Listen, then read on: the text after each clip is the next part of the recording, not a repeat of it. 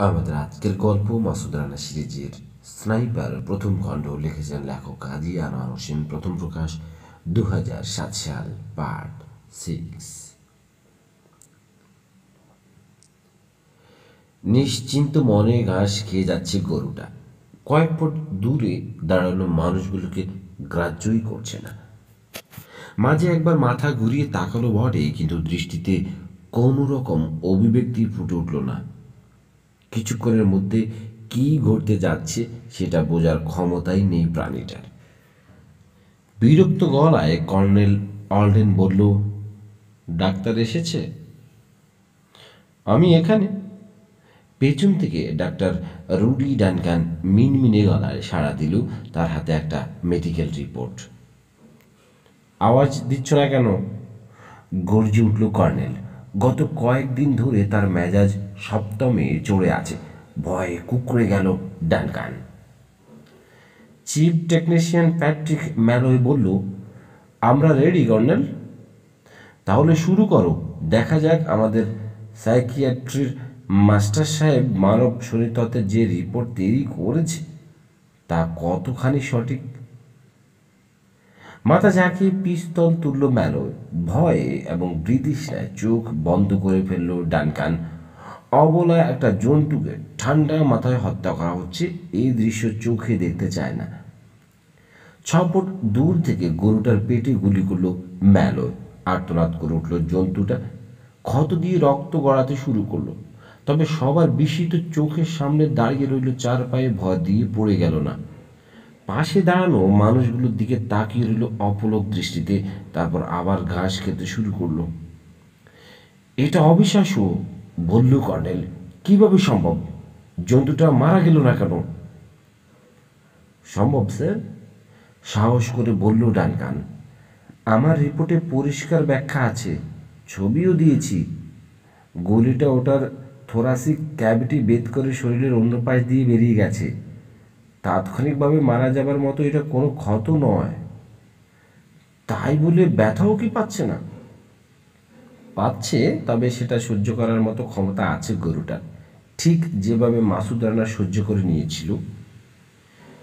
কিন্তু রানা পড়ে গিয়েছিল, অজ্ঞানও হয়েছিল।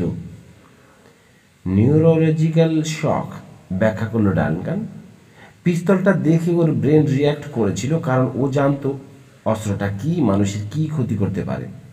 আমাদের সবারই মনের কোনো না কোনো স্থানে মৃত্যুভীতি আছে। নিশ্চিত মৃত্যুর মুখোমুখি হলে শখে চলে যায়, আমরা চলশক্তি হারাই। ওই মুহূর্তে রানা বিশ্বাস করেছিল ও মারা যাচ্ছে। তাই শারীরিক ক্ষতি ততটা মারাত্মক না হওয়া সত্ত্বেও ওর ব্রেন দেহ থেকে নিজেকে বিচ্ছিন্ন করে ফেলেছিল। তার মানে কিছুই হয়নি ওর। হয়নি বলা ভুল হবে, আহত হয়েছে সে। রক্তক্ষরণে মারাও যেতে পারে, তবে সঙ্গে সঙ্গে মৃত্যু ঘটার মতো আহত হয়নি, কারণ গুলিটা সে পরিমাণ ক্ষতি করতে পারেনি। এটা কিভাবে সম্ভব? ম্যালয়ের দিকে ফিরল আর্ডেন। গুলি জিনিসটা তৈরি হয়েছে মানুষের ক্ষতি আর মৃত্যু ঘটানোর জন্য। কোথাও ঘাপলা রয়েছে। ম্যালয় মাথা নাড়ল। 9 মিলিমিটার হলোটিপ বুলেট এটা। অফিসার ব্র্যাডফোর্ডের কাছ থেকে আনা হয়েছে আগের গুলির মতো। পিস্তল ও মেজর রাইসেরটাই, দূরত্ব ঠিক 6 ফুটই রয়েছে। আমরা কোনো ভুল করিনি, দেখতেই পাচ্ছেন। এই কন্ডিশনে গুলি করলে কোনো কাজ হয় না। কিন্তু কেন? কর্নেলকে অধৈর্য দেখালো। হলোটিপের কাজই তো হচ্ছে শরীরে ঢুকে বিস্ফোরিত হওয়া, যাতে ভিতরের অঙ্গ প্রত্যঙ্গের 12টা বেজে যায়। সমস্যাটা গুলিতেই, ম্যালয় ব্যাখ্যা করলো। পুলিশ ইস্যু অ্যামিনিশন এটা, অনেক পুরনো স্টকে, সম্ভবত 80 দশকের। সে আমলে হলোটিপ এত সফিস্টিকেটেড ছিল না। প্রায় দেখা যেত বডির সঙ্গে ইম্প্যাক্টের যে প্রেশার, তার সামান্য হেরফের হলে সেগুলো আর বিস্ফোরিত হয় না। তাহলে নতুন গুলিই ব্যবহার করনি কেন? করব কিভাবে? রানার বডিতে যদি ব্র্যাডফোর্ডের গুলি না পাওয়া যায়, তাহলে পুরো ব্যাপারটা কেচে যাবার সম্ভাবনা ছিল। কিন্তু এই গুলিতে তো মানুষই মরে না। তা পুরোপুরি ঠিক নয়। মেজর রাইস যদি হৃৎপিণ্ডে গুলিটা লাগাতেন, তাহলে বিস্ফোরণ হওয়া না হওয়ায় কিছু এসে যেত না। কিন্তু দুর্ভাগ্য আমাদের, তিনি তা পারেননি। গুলিটাও বিস্ফোরিত হয়নি। রানার মরার চান্স কতটুকু? ডাক্তারের দিকে ফিরল কর্নেল। রক্তক্ষরণ যদি বন্ধ না হয় শতভাগ, ডানকান বলল, তবে আমাদের বুঝতে হবে রানার মতো অভিজ্ঞ লোক সবার আগে ক্ষতটাই বন্ধ করবে। তাছাড়া ফার্স্ট এইডের জ্ঞানও তার নিশ্চয়ই আছে। ইনফরমেশন ঠেকাতে পারলে আর সামান্য ট্রিটমেন্ট পেলে আমার ধারণা 2 সপ্তাহের মধ্যেই সে সম্পূর্ণ সুস্থ হয়ে উঠবে। খারাপ খবর। একই সঙ্গে দুশ্চিন্তা আর ক্রোধ ফুটল কর্নেলের চেহারায়। খুব খারাপ খবর। হোলস্টার থেকে নিজের 9mm পিস্তলটা বের করলো সে। এটার অ্যামিনিশন আর যাই হোক 80-র দশকের নয়। গরুটাকে গুলি করলো কর্নেল। ডগলাস বুলকের অফিসে তার মুখোমুখি একটা চেয়ারে বসে আছে অ্যারিক। একটা ফাইল নিয়ে ব্যস্ত বুলডগ। ওকে অপেক্ষা করতে বলল। রুমে এসি চলছে, তারপরও ঘামতে শুরু করলো বেচারা। নার্ভাস বোধ করছে। মনে পড়ে যাচ্ছে 2 বছর আগের কথা। টুলসার সেই ট্র্যাজেডিটার পর ঠিক একইভাবে বুলডগের মুখোমুখি হতে হয়েছিল ওকে। কফি খাবে? জানতে চাইল বুলক। তার কাজ শেষ হয়েছে, ফাইলটা সরিয়ে রেখেছে একপাশে। মাথা নাড়ল অ্যারিক। বেশ বলে চেয়ারে হেলান দিল বুলডগ। আবারও সেই আগের জায়গায় এসে পড়লাম আমরা, তাই না? কখনো ভাবিনি তোমাকে এভাবে আবার সামনে পাবো। আমিও ভাবিনি, বলল অ্যারিক। কিন্তু তুমি আমার সামনে, এটাই বাস্তব। আর তোমার এবারের ভুলটার মাত্রা আগের চেয়ে অনেক বেশি মারাত্মক, এটা স্বীকার করো। আমি ইচ্ছাকৃতভাবে কিছুই করিনি। আমাকে তাহলে বোঝাও গলতটা কোথায়, কি পরিমাণ চাপের মধ্যে আছি আমি কল্পনা করতে পারছো? আমাদের সিকিউরিটি পেরিমিটারের ভিতর থেকে প্রেসিডেন্টের উপর গুলি করা হয়েছে। গাফিলতি কেউ না কেউ তো অবশ্যই করেছে, তাকে সাজা পেতে হবে। দোষীকে খুঁজে বের করার জন্য উপর থেকে অনবরত চাপ দেওয়া হচ্ছে আমাকে। আর এবারও আমাকেই কোরবানির খাসি বানাতে চাইছেন আপনি? এরিকের গলায় উত্তেজনা ফুটল। শান্ত হও, বুলডগ বলল। ব্যাপারটা ব্যক্তিগতভাবে নেওয়ার মতো কোনো পর্যায়ে গড়ায়নি এখনো। আমি তোমার বক্তব্য শুনতে চাই। চার্লি লিস্ট থেকেই শুরু করা যাক। ওখানে রানার নাম ছিল, তাই না? ওকে তুমি আলফায় ট্রান্সফার করনি কেন? কারণ আমার রিসার্চ বলছে মার্কিন প্রেসিডেন্টের উপর হামলা করার মতো হোমিসাইডাল ম্যানিয়াক মাসুদ রানা নয়। তাকে থ্রেট ভাবার কোনো কারণ ছিল না। তোমার এই ধারণা সম্পূর্ণ ভুল প্রমাণিত হয়েছে। শেষ পর্যন্ত রানা প্রেসিডেন্টকে মারার চেষ্টা করেছে। সেটা কেন হলো তা আমি বলতে পারবো না, তবে যথেষ্ট খোঁজ খবর নিয়েছি আমি। রানার অতিরিক্ত ইতিহাস গেটে দেখেছি। বিনা কারণে মানুষ হত্যা করে না, সে ব্যক্তিগত স্বার্থে তো নয়। তাছাড়া সে এবারের সমস্যাটা আলোচনার মাধ্যমে শান্তিপূর্ণভাবে সমাধান করতে চাইছিল। প্রেসিডেন্ট সময় দিচ্ছিলেন না বটে, কিন্তু ধৈর্য ধরে চেষ্টা চালাচ্ছিল সে। কড়া ভাষায় একটা চিঠি লিখলেও কোনো রকম হুমকি দেয়নি। সবার সঙ্গে কথা বলেছি আমি, এমনকি আপনার এজেন্টও বলেছে মাসুদ রানা আমাদের প্রেসিডেন্টের জন্য কোনো ভয়ের কারণ নয়। তারা কেউ কি এখন তোমার পক্ষে সাফাই গাইবে? আমি জানি না, কিন্তু রানার মতো একজন মানুষকে শুরুতেই কেন আলফা লিস্টে রাখা হলো না এই প্রশ্ন করতে পারি আমিও। এই লিস্ট প্রাথমিকভাবে যারা বানিয়েছে তারা কি আমার মতো একই ভুল করেনি? তোমার যুক্তি বুঝতে পারছি আমি, বুলডগ। মাথা দোলালো। চার্লি লিস্টের ব্যাপারটা না হয় বাদ দিলাম, কিন্তু অ্যারেস্টটা, ওটা সম্পূর্ণ তালগোল পাকিয়ে ফেলেছো তুমি। রানা যে শুধু হাত ফসকে পালিয়েছে তা নয়, সে তোমার পিস্তল এমনকি গাড়িটাও নিয়ে গেছে। পত্রপত্রিকাগুলো আমাদের ছাল চামড়া কিছুই রাখছে না। সারা দেশে ছিছি পড়ে গেছে। আমাকে তো এমন প্রশ্নই করা হচ্ছে যে তুমি এই অ্যাসাসিনেশন প্লটের অংশ কি না। অ্যাবসার্ড, প্রতিবাদ করলো অ্যারিক। আপনি খুব ভালো করে জানেন আমি কখনো এ ধরনের কোনো কাজের সঙ্গে জড়িত হব না। তাহলে রানা পালালো কি করে? আমি জানি না, লোকটা স্বাভাবিক কোনো মানুষ নয়। একটা আহত অবস্থায় আমি কাউকে উঠে দাঁড়াতে দেখিনি কখনো। এতটাই আহত ছিল সে। মারামারি তো অনেক দূরের কথা। সেই জন্যই হয়তো অসতর্ক হয়ে পড়েছিলাম, আর সেটারই সুযোগ নিয়েছে সে। আনআর্ম কমব্যাট, লোকটার দক্ষতা সীমাহীন। মাত্র দুটো মুভমেন্টেই আমাকে অকেজো করে ফেলেছিল। তারপর অস্ত্র আর গাড়ি কবজা করা তো কোনো ব্যাপারই না। হ্যাঁ, রিপোর্টটা পড়েছি আমি, কিন্তু রানার অস্বাভাবিক প্রাণশক্তি বা জুডোর ক্ষমতার কথা বলে আপনি সে পালিয়ে গেছে তোমার হাত ভুলে। আসল কথা সেটাই। দুঃখ প্রকাশ ছাড়া আমি আর কি করতে পারি? আমাকেও তাই করতে হচ্ছে। বুলডগ থমথমে গলায় বলল, সরি অ্যারিক, ব্যর্থতার দায় কোনো একজনকে নিতেই হবে। এই মুহূর্তে তুমি ছাড়া আর কাউকে দেখতে পাচ্ছি না আমি। তোমার ব্যাপারে সিদ্ধান্ত নেওয়ার ক্ষমতাটা বুড়ো আমার উপর ছেড়ে দিয়েছে। আপনি আমাকে বরখাস্ত করতে যাচ্ছেন? না, বুলডগ মাথা নাড়ল। আমি একটা ইনকোয়ারি কমিশন বসাচ্ছি, তারা যা সিদ্ধান্ত নেবে তাই করবো। আমি কথা দিচ্ছি তোমার প্রতি কোনো অন্যায় করা হবে না। এই মুহূর্ত থেকে আমাকে কি তাহলে সাসপেন্ড করছেন? না, অফিসে তোমাকে প্রয়োজন আছে। তাছাড়া ম্যানহ্যান্ড নিয়ে আমরা সবাই ব্যস্ত। কমিশন এখনই তোমার তদন্তটা শুরু করতে পারবে না। কিছু বলল না অ্যারিক। আমি তোমাকে কিছুটা সময় দিচ্ছি অ্যারিক, বলল বুলডগ। এমন কিছু করে দেখাও যাতে তদন্তটা বাতিল করতে পারি। উপরওয়ালাদের কাছেও দেবার মতো কোনো জবাব থাকে আমার কাছে। দেখাবো, প্রতিশ্রুতি দেবার শুরু বলল অ্যারিক। আমি আপনাকে কাজই দেখাবো। আর কোনো ভুল যেন না হয়, সতর্ক করার মতো বলল বুলডগ। হবে না, কথা দিল অ্যারিক। একটানা 18 ঘন্টা নোট দিতে বাঁচল মাসুদ রানা। হামাগুড়ি দিয়ে যখন তীরে ফিরল তখন প্রেসিডেন্টের উপর হামলার পরের দিন সকাল। কিভাবে সবার চোখে ও ধুলো দিয়ে এতক্ষণ পর্যন্ত টিকে রয়েছে সেটা রীতিমতো বিস্ময়ের ব্যাপার। গাড়িটা ডুবে যাওয়া পর্যন্ত অপেক্ষা করেছে না, তারপর ডুব সাঁতার দিয়ে পাড়ি দিয়েছে প্রায় 2 মাইল।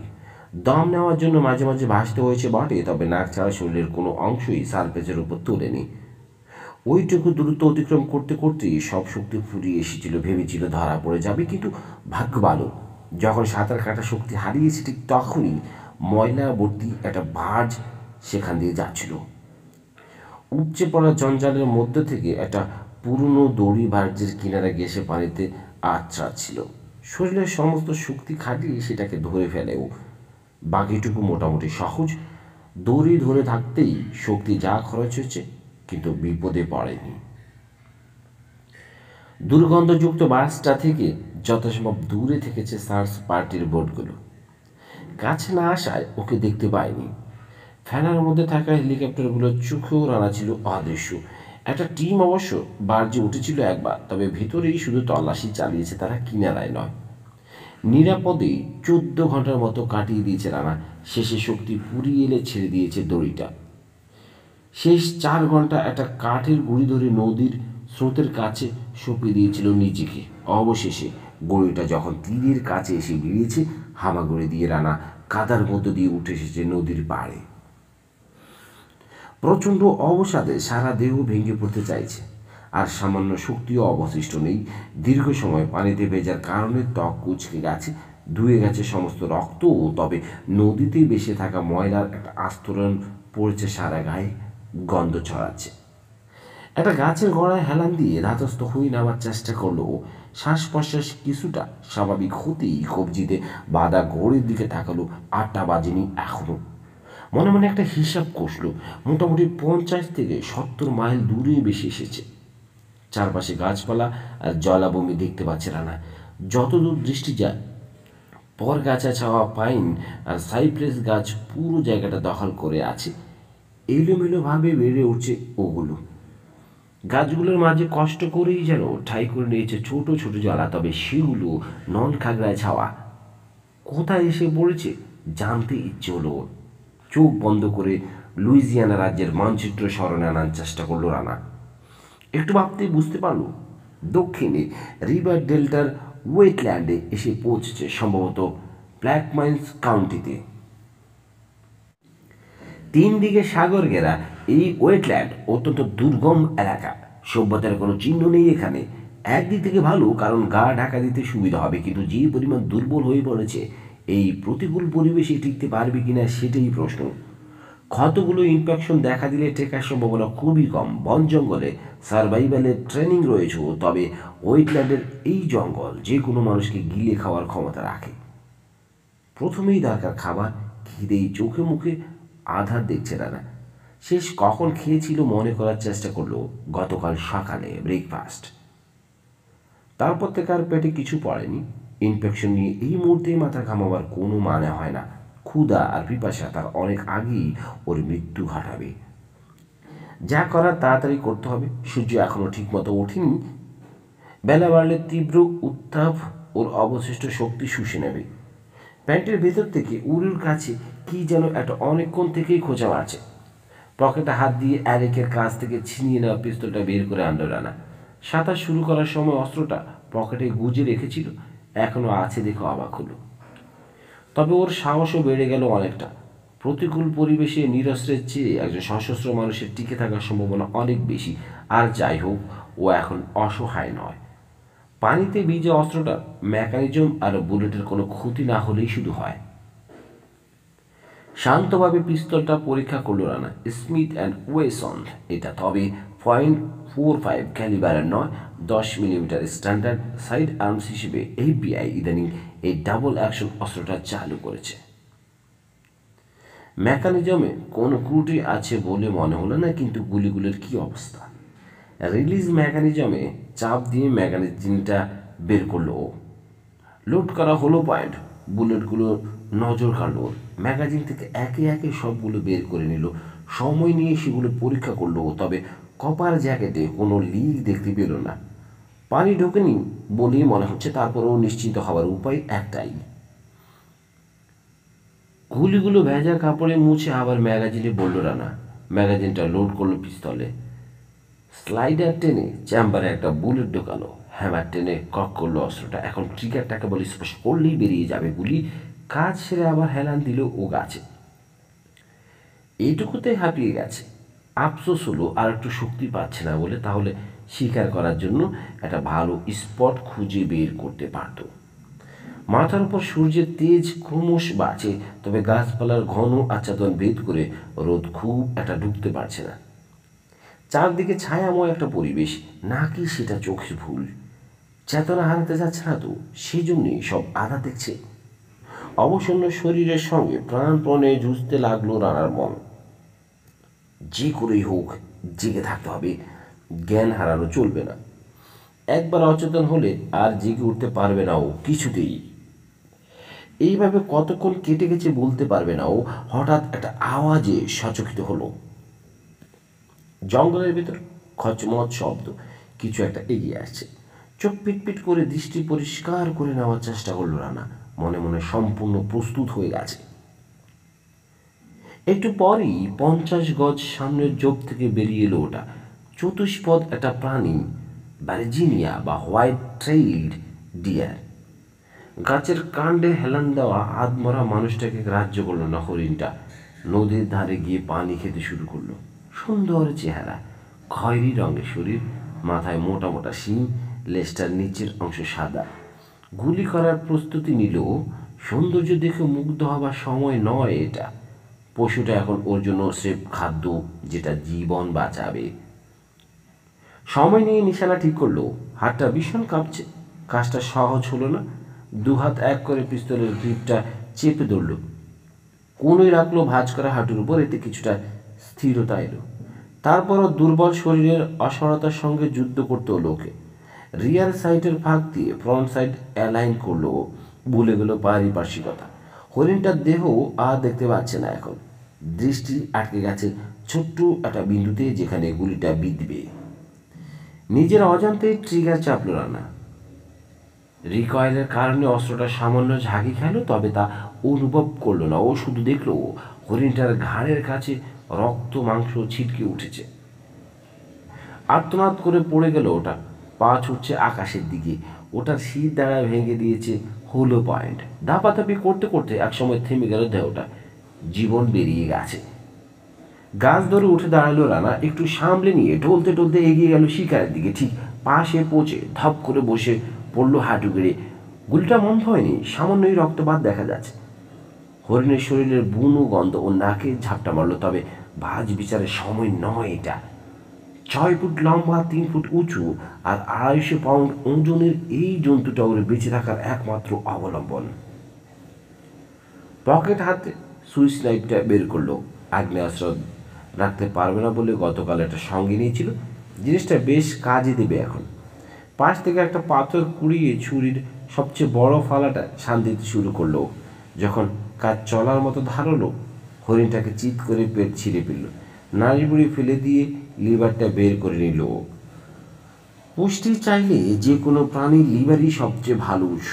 সার্ভাইভাল ট্রেনিংয়ে এই শিক্ষাই দেওয়া হয় সবাইকে। তাছাড়া কাঁচা খেতেও জিনিসটা একেবারে মন্দ নয়, অন্তত মাংসের চেয়ে ভালো। গোগ্রাসে রাক্ষসের মতো লিভারটা খেয়ে শেষ করলো রানা। কতটা ক্ষুধার্ত ছিল এবার বুঝতে পারছে। হরিণের শরীরের বুনো গন্ধ বা রক্তের কটু স্বাদ বিন্দু মাত্র সমস্যার সৃষ্টি করল না।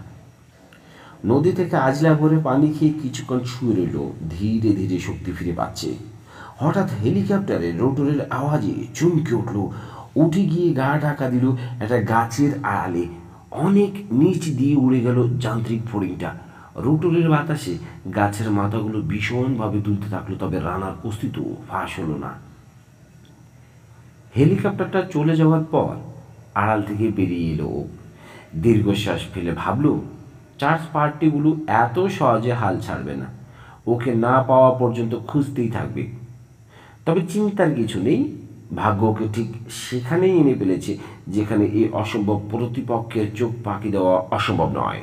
জঙ্গলে এগিয়ে গিয়ে অনেক কষ্টে হরিণটার অবশিষ্ট অংশ কাঁধে ঝোলালো রানা। লম্বা পা ফেলে ঢুকে পড়ল গাছপালার গভীরে। দুর্দর্শ একটা কাজ করতে যাচ্ছে এরিক স্টান। ধরা পড়লে চাকরি নিয়ে টানাটানি পড়ে যেতে পারে, কিন্তু খুব একটা কেয়ার করছে না সে। এমনিতেই ক্যারিয়ারের 12টা যা বাজার বেজে গেছে। এখন নিয়ম ভেঙে হলেও যদি একটা ভালো কিছু করতে পারে, তাহলে হারানো সম্মানটা অন্তত ফিরে পাবে। সেদিনের পর থেকে সবাই ওকে এড়িয়ে চলছে, এমনকি ডাইসনও খুব একটা কাছে বিড়ছে না।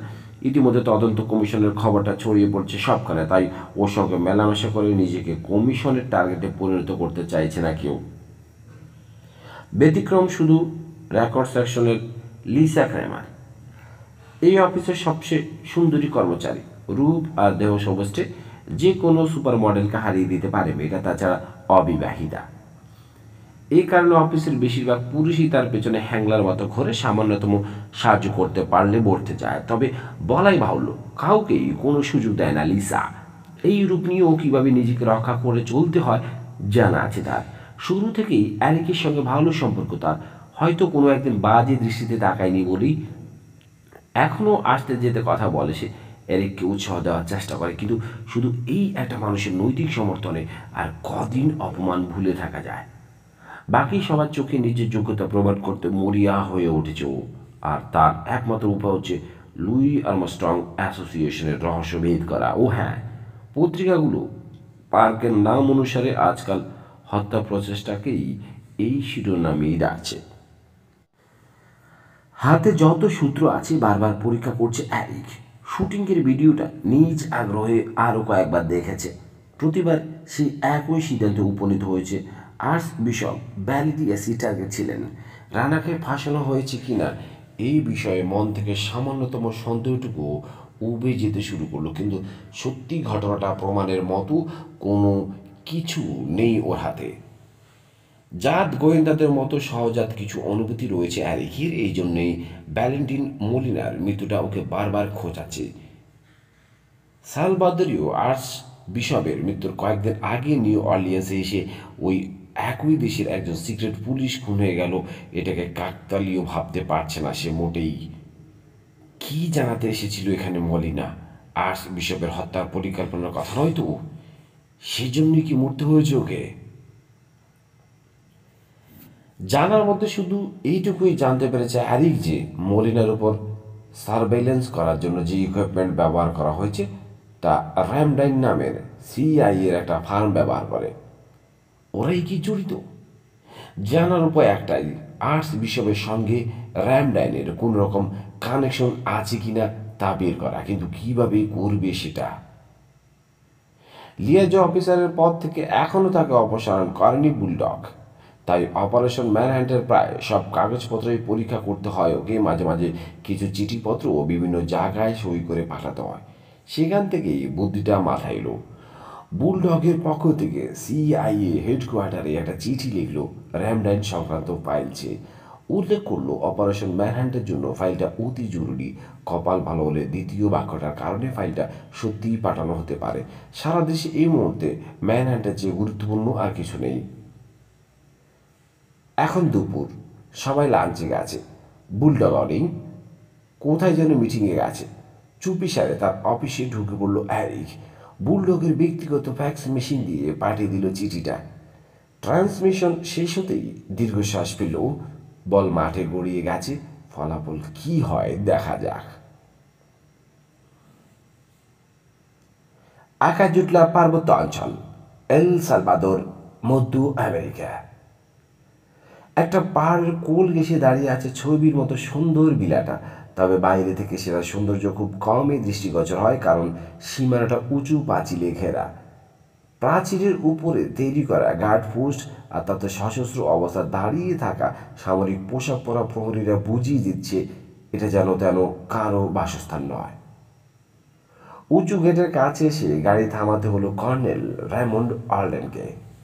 হর্ন বাজাতেই আড়াল থেকে একজন সশস্ত্র সৈনিক বেরিয়ে এলো, আরেকজন তাকে পেছন থেকে কাবা দিচ্ছে। পরিচয়পত্র, কড়া গলায় স্প্যানিশে বলল সৈনিক, হাত বাড়িয়ে দিয়েছে। ইংরেজিতে গাল দিয়ে উঠল কর্নেল। পাশে বসা অ্যালান ব্যানেটের দিকে তাকিয়ে বলল, ইচ্ছে করে বঞ্চতগুলোর পাছায় লাথি মারি। আমাকে ঠিকই চেনে, এমনকি আমিও এই হারামজাদার নাম জানি, তারপরও আইডি দেখতে চায়। পরিচয়পত্র, আবারও চেঁচিয়ে উঠল সৈনিক। আগুন জ্বলা দৃষ্টি হেনে পকেট থেকে একটা সুই করা চিরকুট বাড়িয়ে ধরল অর্ডেন। সেটা নিয়ে অন্তত 5 মিনিট সময় ব্যয় করল সৈনিক। খুঁটিয়ে খুঁটিয়ে পরীক্ষা করে দেখছে। তাড়াতাড়ি করো, অধৈর্য গলায় বলল কর্নেল। আপনার হুকুমে আমি চলি না, সোজা সাপটা বলল সৈনিক। ইচ্ছে করে আরও কয়েক মিনিট দেরি করল। শেষে ধৈর্য হারিয়ে কর্নেল যখন চেঁচিয়ে উঠতে যাবে, ঠিক তখনই পিছনের দিকে ইশারা করল। মৃদু গুঞ্জন তুলে খুলে গেল স্বয়ংক্রিয় ফাটক। ধুলো উড়িয়ে গাড়ি নিয়ে ভেতরে ঢুকলো আর্লেন।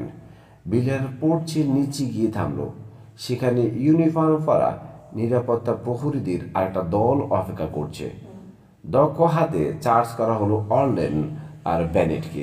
তারপর নিয়ে যাওয়া হলো ভিতরে।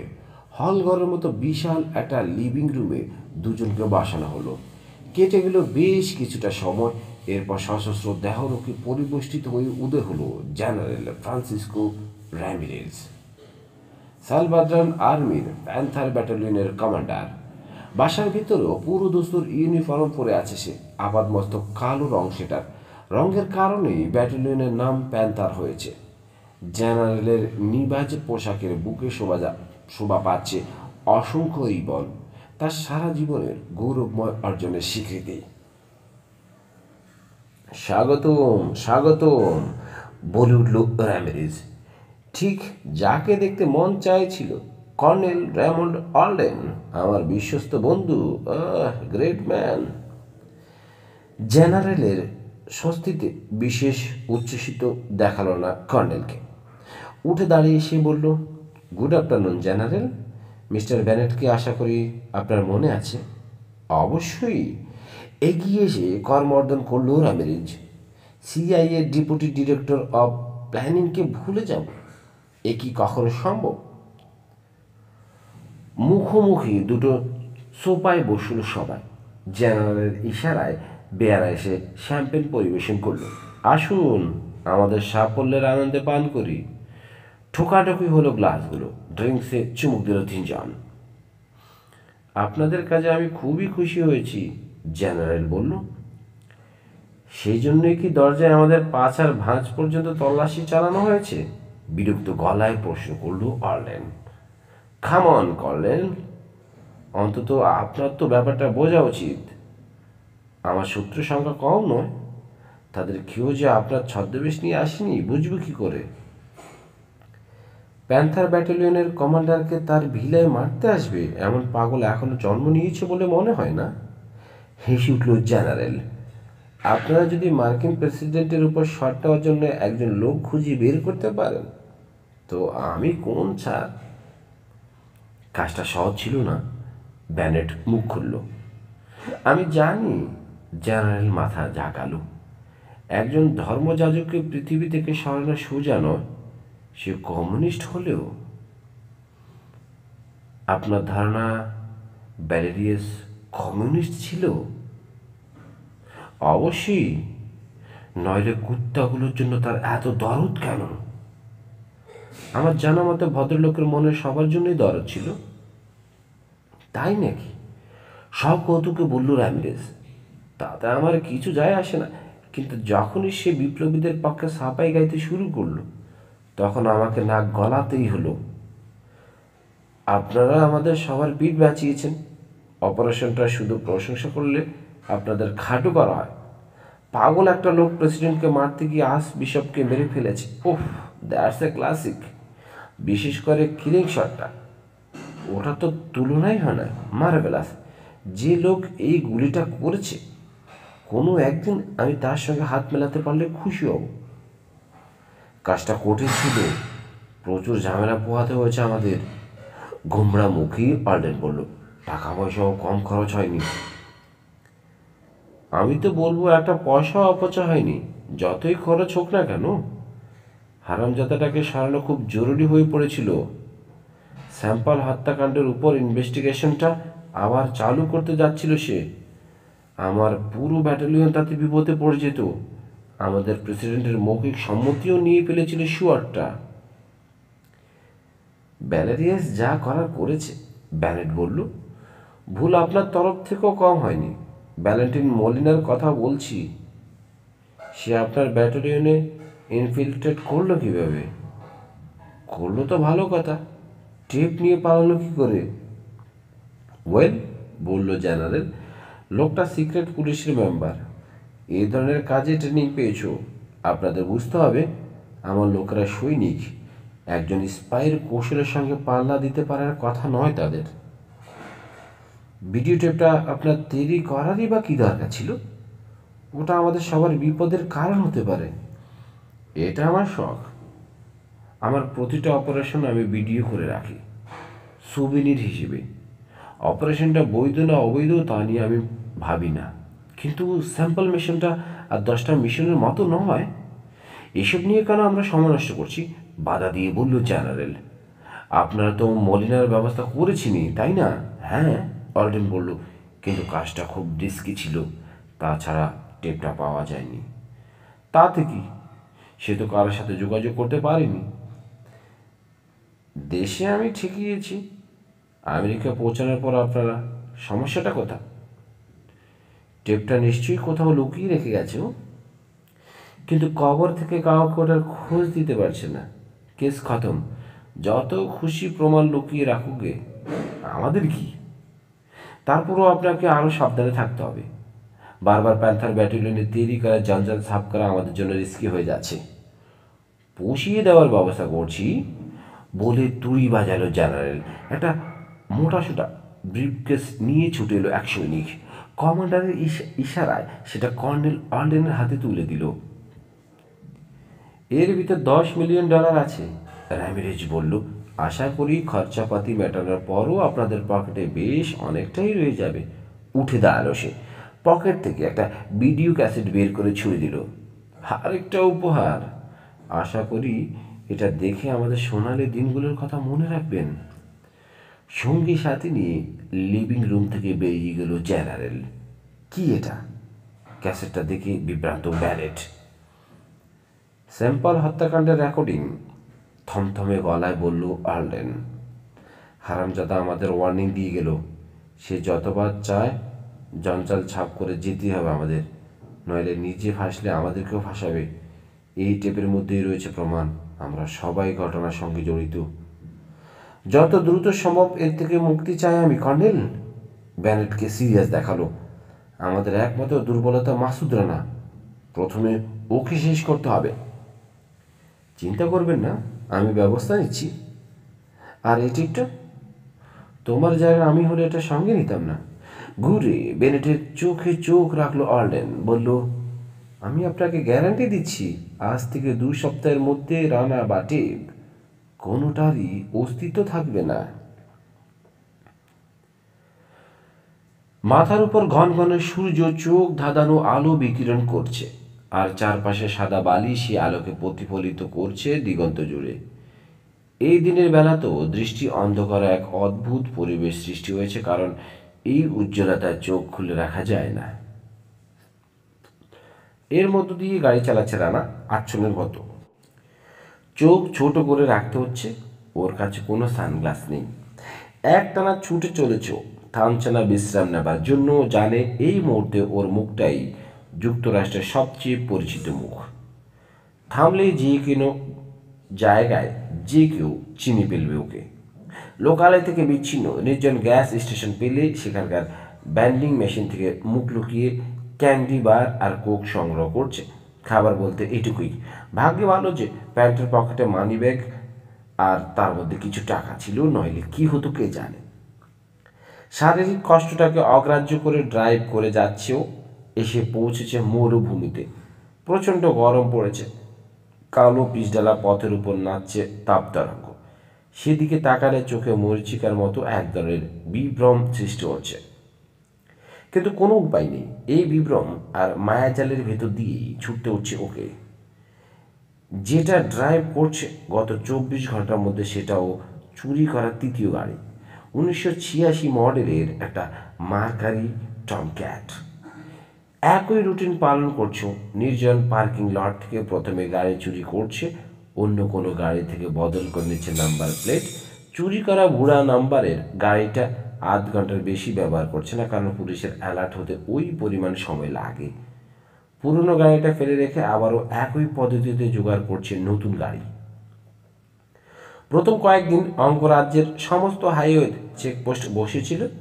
বন্ধ করে দেওয়া হয়েছিল লুইজিয়ানা সীমান্ত। তবে এখন 10 দিন পেরিয়ে গেছে। এত লম্বা সময় সীমান্ত সিল রাখা সম্ভব নয়, খুলে দিতে বাধ্য হয়েছে কর্তৃপক্ষ। চেকপোস্ট আছে যদিও চেকিং কমে গেছে অনেকটাই। একটানা এতদিন নিষ্ফলা তল্লাশি চালিয়ে কর্তব্যে নিয়োজিত সবাই ক্লান্ত হয়ে পড়েছে। একেবারে খুব বেশি সন্দেহ না হলে কাউকে থামাচ্ছে না তারা। সন্দেহ জাগাবার মতো কিছুই করছে না রানা। গাড়ির গতি সীমার মধ্যে রাখছে। তাছাড়া গত কয়েকদিনে মুখে দাড়ি খুব জন্মে, চেহারাটাও কিছুটা ঢেকে গেছে। চেকপোস্ট থেকে চলন্ত গাড়িতে ওকে যে অল্প সময়ের জন্য দেখা যায়, তাতে চেনার সুযোগ খুব কমই রয়েছে। গত 10টা দিন যে কি অবস্থা কাটিয়েছে তা একমাত্র রানাই জানে। 1 বা 2 দিন অন্তর একটা পশু শিকার করেছে, একেবারে নিশ্চিত না হয়ে গুলি করেনি। খাওয়া দাওয়াটা খুব একটা সুখকর অভিজ্ঞতা ছিল না। ফলমূল ছিল না জঙ্গলে, মাংসই একমাত্র খাদ্য। অবস্থান ফাঁস হয়ে যাওয়ার ভয়ে আগুন জ্বালাতে পারেনি, সব কাঁচা খেতে হয়েছে। তবে গাছগাছড়া দিয়ে ক্ষতের পরিচর্যা করতে পেরেছে, সেই সঙ্গে মনে মনে ভবিষ্যৎ কর্মপন্থা স্থির করেছে। একা যে কিছু করতে পারবে না তা ভালো করে জানে রানা। কারো না কারো সাহায্য অবশ্যই নিতে হবে, কিন্তু যাবে কার কাছে? প্রায় নিশ্চিতভাবেই ধরে নেওয়া যায় ওর সব মিত্রদের পিছনে লোক লাগানো আছে। দেখা করতে গেলেই ধরা পড়ে যাবে। যেতে হবে এমন কারো কাছে যার সম্পর্কে কেউ জানে না, যার পেছনে গোয়েন্দা লেগে নেই। আমেরিকায় ওর এমন মানুষ খুব কমই আছে। তাছাড়া স্বল্প পরিচিতদের কাছে গেলে ওকে যে ধরিয়ে দেওয়া হবে না তার নিশ্চয়তা কি? ভাবতে ভাবতে মাথার ঘাম পায়ে পেল। সম্পূর্ণ বিশ্বাস করা যায় এমন বন্ধু কে আছে ওর? কয়েকজনের কথা মনে পড়ল, তবে তারা দেশের অন্য প্রান্তে থাকে। অসুস্থ শরীরে এত দূর পাড়ি দেওয়া সম্ভব নয়, নির্ঘাত ধরা পড়ে যাবে। এমন একজনকে দরকার যার কাছে নিরাপদে পৌঁছানো যাবে। ভাবতে ভাবতে 7ম দিনে হঠাৎ এমার কথা মনে পড়ল ওর। অ্যারিজোনায় থাকে মেয়েটা। ওর কাছে যেতে হলে 2টো স্টেট পাড়ি দিতে হবে। কিছুটা কঠিন হলেও একেবারে অসম্ভব নয়। সবচেয়ে বড় কথা, ওকে সম্পূর্ণ বিশ্বাস করা যায়। 8 বছর আগে অ্যানা হেসের সঙ্গে পরিচয় হয়েছিল রানার। অ্যারিজোনার প্রায় সভ্যতা বিবর্জিত একটা ছোট্ট সীমান্ত শহরে বাস তার। স্থানীয় ক্লিনিকে নার্স হিসেবে কাজ করে। ছুটি কাটাতে ওখানে গিয়েছিল ও। ঘটনাক্রমে দুজনের পরিচয় হয়। ফার্স্ট এইড নিতে ক্লিনিকে গিয়েছিল। এমন সময় অসুস্থ ছোট ভাই ডিলানকে নিয়ে সেখানে আসে মেয়েটা। ছোটবেলা থেকেই রক্তের একটা দুরারোগ্য ব্যাধিতে ভুগছিল ডিলান। সেদিন হঠাৎ অবস্থা খুব খারাপ হয়ে পড়ে। ছোট্ট ক্লিনিকের ডাক্তাররা কিছুই করতে পারছিলেন না। ছেলেটাকে বাঁচানোর একমাত্র উপায় ছিল ফিনিক্সের বড় কোনো হাসপাতালে নিয়ে যাওয়া। কিন্তু সড়ক পথে যেতে অনেক সময় লাগবে, ততক্ষণ বেচারা টিকে থাকার সম্ভাবনা খুব কম। ভাইয়ের নিশ্চিত মৃত্যুর কথা ভেবে কাঁদছিল এমা। এমন সময় এগিয়ে আসে রানা। নিজের টাকায় স্থানীয় এয়ার ক্লাব থেকে একটা হেলিকপ্টার ভাড়া করে ভাই বোনকে নিয়ে যায় ফিনিক্সে। হাসপাতালের সব বিলও ওই দেয়। সে যাত্রায় বেঁচে যায় ডিলান। আমাদের ব্যাপারে এরপর বিস্তারিত সব জানতে পারেও ছোটবেলায় পিতামাতা হারিয়েছে দুই ভাই বোন। নার্সদের চাকরিতে এমা যা আয় করে তাদের সংসার খরচের পর ভাইয়ের চিকিৎসা মেটানো দুঃসাধ্য। শুধু মনে খুব কষ্ট পায় না, আরও জানতে পারে পিতামাতার কাছ থেকে পাওয়া এই একই রোগে সহনীয় পর্যায়ে ভুগছে এমাও। রেবেকা ফাউন্ডেশন থেকে ওদেরকে একটা বাড়ি কিনে দেয় রানা। মাসে মাসে ডিলানের জন্য কিছু টাকাও দিতে শুরু করে। এমা এসবের কিছুই নিতে চায়নি, অনেক বুঝিয়ে শুনিয়ে তাকে রাজি করানো হয়েছে। একটা শর্ত দিয়েছি মেয়েটা, কোনো একদিন এই উপকারের প্রতিদান চাইতে হবে রানাকে। সেটা আর হয়ে ওঠেনি। 6 মাস পরেই মারা গেছে ডিলান, পরিবারটাকে বেশি দিন সাহায্য করার সুযোগ না দিয়ে। বাই না থাকায় সাহায্যের চেক ফেরত দিয়েছে এমা রেবেকা ফাউন্ডেশনে, আর কোনো সাহায্য নিতে রাজি হয়নি। এরপর থেকে বিভিন্ন কাজে রানা এতই ব্যস্ত হয়ে পড়েছিল যে বেচারির সঙ্গে যোগাযোগটা আর রক্ষা করা সম্ভব হয়নি। এমা অবশ্য কয়েকবার ফোনে কথা বলেছে ওর সঙ্গে, প্রতিবারই রানা দেখা করার আশ্বাস দিয়েছে, কিন্তু কথা রাখতে পারেনি। ধীরে ধীরে এমাও যোগাযোগ ছেড়ে দিয়েছে। গত 4 বছরে দুজনের মাঝে কোনো কথা হয়নি।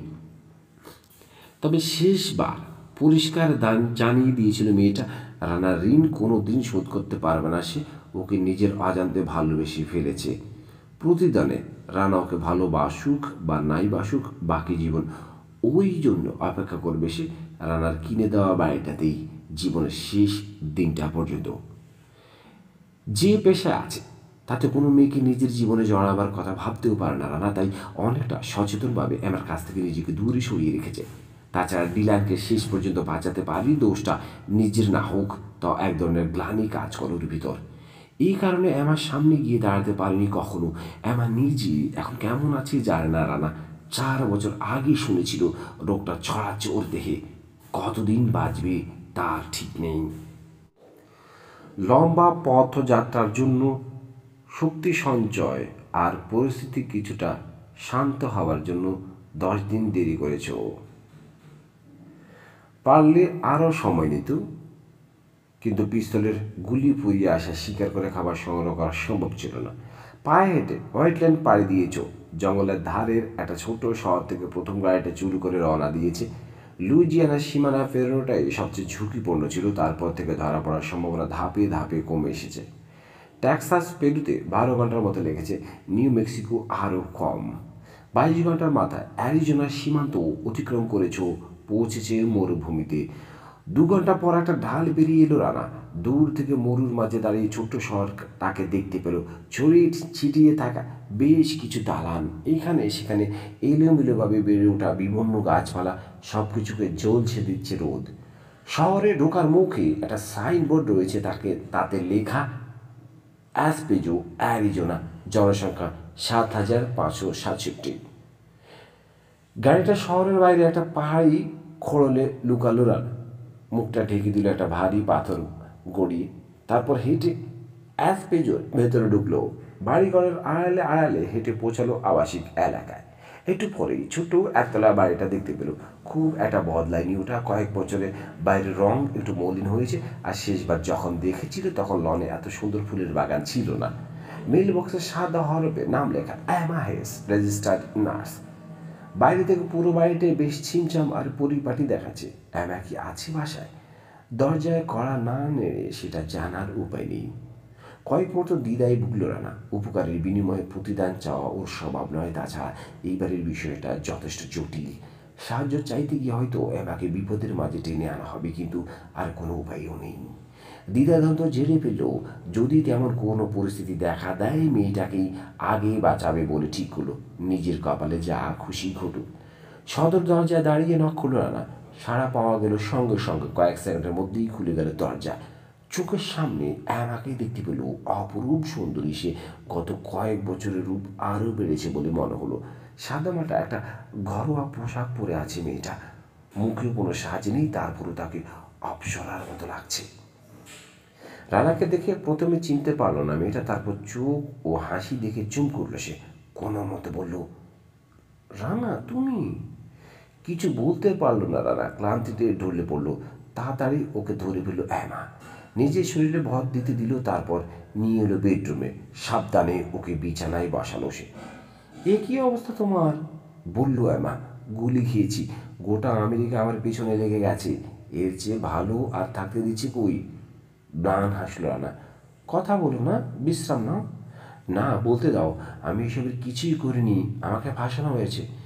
আমি জানি তুমি করনি, বাধা দিয়ে বলে উঠল অ্যামা। কথা পরে হবে, শুয়ে পড়ো তুমি। জোর করে রানাকে শুয়ে দিল সে। বিছানায় পিঠ লাগাতেই চাতিরি গভীর ঘুমে তলিয়ে গেল। আর ওর গল্প কবিতা উপন্যাস পেতে আমাদের চ্যানেলটি লাইক করুন, শেয়ার করুন, সাবস্ক্রাইব